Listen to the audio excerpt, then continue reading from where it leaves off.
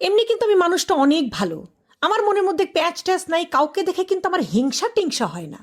কিন্তু কারো ভাগ্য দেখে যদি আমার হিংসা হয়, সে শুধুমাত্র হচ্ছে আমার নিজের স্বামী, আমার আপন স্বামী, যাকে দেখে আমার সবচেয়ে বেশি হিংসা হয়।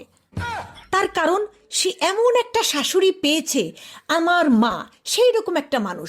সে মনে করে তার মেয়ের জামাই হচ্ছে পৃথিবীর একটা আসমান থেকে নেমে আসা ফেরেশতা, তার মধ্যে কোনো ভুল নাই, একদম নিখুঁত। আর এই জন্য আমার মা সারাদিন আমাকে ফোন দিয়ে বলে, জামাই সেবা যত্ন করবি, কোনো কিছু চাওয়ার আগেই দিবি, কোনো যেন ভুল না হয়, আমাকে সব সময় একেবারে লাঠির আগায় রেখে দেয়। তারপরে শালাও এমন একটা পাইছে যে কিনা মনে করে তার দুলাভাইয়ের চেয়ে ভালো মানুষ এই পৃথিবীতে নাই। দুলাভাইয়ের আগে পিছে সারাক্ষণ দুলাভাই দুলাভাই দুলাভাই দুলাভাই করতেই থাকে করতেই থাকে।